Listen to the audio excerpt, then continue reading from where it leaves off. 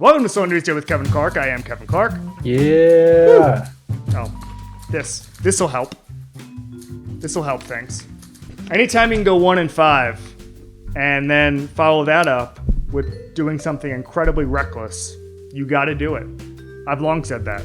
George Russell, Williams F1 driver, one of the best young drivers in the sport. He's in Austin. Thank you for joining us. I'll start here, George. What is different about Austin from a track perspective, from a vibe perspective, and being here as opposed to other tracks, George? For me, Austin's my favorite of the year. I think Austin itself as a city is just such a cool vibe. The Americans are so pumped about, I think, all sports generally, to be honest. And it's always just a great weekend here at this circuit. You know, it's an amazing circuit, really undulating. You go into the first corner, it's really uphill, offers a lot of opportunity in the race, and it's just always a great weekend. So it's always one I look forward to. You were at the NFL game a couple weeks ago. I saw you try to catch a football. It didn't go that well. Have you heard a lot about your form and both throwing and catching the last couple weeks, George? I haven't heard too much, to be honest. Okay. I wasn't too bad. I don't know which video you're alluding to, which one you saw. I saw some drops. I saw a drop. Yeah, it's okay. It's fine. I think they didn't put the good ones in there. I need to review this video to see what it's all about. So let's get you on the record here with football. Are you a Dolphins fan, or do you just wear a jersey to that game? Have you made a pledge to an NFL team? I haven't as yet. I haven't. I'm still open. I'm here to be sold to. But the other thing is there's huge F1 fans in the NFL now because of Netflix. Huge. Good. The Kansas City Chiefs are really into it. Their GM is a big Red Bull fan. Don't hold it against them. JJ Watt, who's a huge star for the Arizona Cardinals, who was in Houston for a long time, he's a massive fan. Like it has grown so much. Is there something that when you're watching that game up close about the sport of football? Is there anything that you appreciated just watching that and just seeing how those athletes move? I think the strategy that goes into it, there's so many different plays and it's fine margins. You're trying to find a way to get through the defense, and I personally recognize the amount of work that goes in. So many different strategies, so many different plays. Everything's done with a reason. I'm sure they practice that day after day, week after week, to get that perfect play, to be able to throw the ball through the players. And I think I appreciate the finer details of the stuff.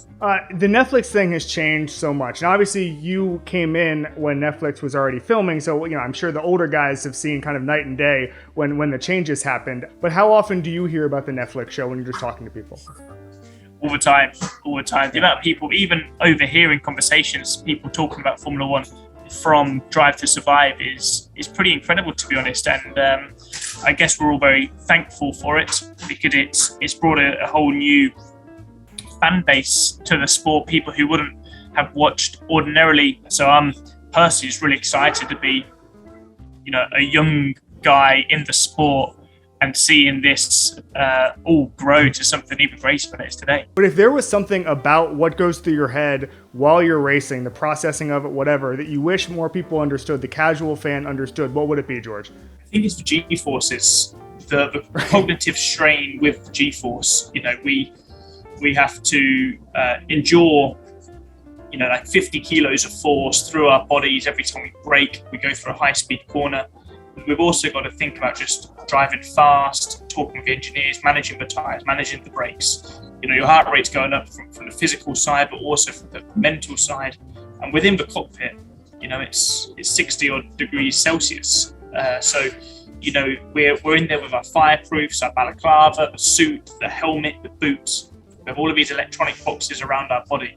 It's like a sauna in there. I think people just see this race car flying by on the television, but you can't really appreciate that we're doing this with immense physical stress under immense heat. And all the cognitive side you're trying to manage and think about and just trying to go fast at the same time. As Formula One drivers, it's difficult because we wear a helmet, so people can't really see the strain and the focus we're under during a race. Obviously, we can't race without helmets, but I'm sure there's a way in years to come where maybe we've got one of these sort of canopy cockpits on, and maybe, I don't know, maybe transparent helmets. I'm sure the technology is there.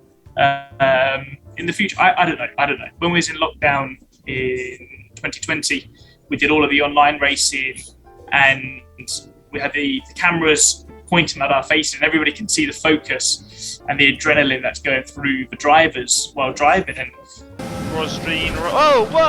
whoa, George Russell, what are you doing, mate? That was absolutely reckless by the Williams. What about controlling the car? And I think that there are probably people, and this is just kind of an American thing, people say this about NASCAR too, you know, oh, you just take a left turn or whatever, where people just don't understand the nuances of it. What's one thing you think is a misconception about Formula One cars, George? A lot of people who don't know about the sport think they can drive. Because they can drive on the road to the supermarket, they can drive a Formula One car. You know, you're driving these beasts that have 1,000 brake horsepower, so much grip. They're so light. You go through corners at 200 miles an hour. You know, that isn't easy. If you come to a race circuit and see it in the flesh, stand at a high-speed corner, I think you can appreciate a little bit more what we go through. All right, so I've heard that you like the TV show Friends. Is that correct? Yeah, I went through a good number of years watching probably every episode a few times. Joey's probably my favourite character. Always makes me giggle. Another American show. I watch a lot of Modern Family as well. I quite enjoy Modern Family. Going through the series, House of Cards. Still watching at the moment. White Collar. I've watched. Just started Squid Games. So obviously everybody's into that. But that's the thing. You know, we do so much travel. You need to find ways to pass the time. And even yesterday, you know, 11 hours all the way over here, you know, got through a little bit of TV. What are you expecting this weekend? What are you working on, you know, as far as improvement for Austin, and just take us through what you expect to see in the race? I mean, for us, it's always try and finish in the top 10 and score points. You know, that's our goal every single weekend now. It's going to be unique. The track here, I think it was built on a swamp, so there's a bit of subsidence every single year, and it's very, very bumpy. And again, you can't really go with a game plan because you can do as much preparation as you want, and you get to the track and there might be a big bump at turn 1 or something at turn 7 that throws you off, and you have to set the car up and drive different to react to these situations. So I think this is the beauty about sport. Is always changing. There's always different circumstances. It's going to be a hot weekend. The tyres are going to be sort of screaming for help. Drivers are going to be screaming for help, you know, throughout the race.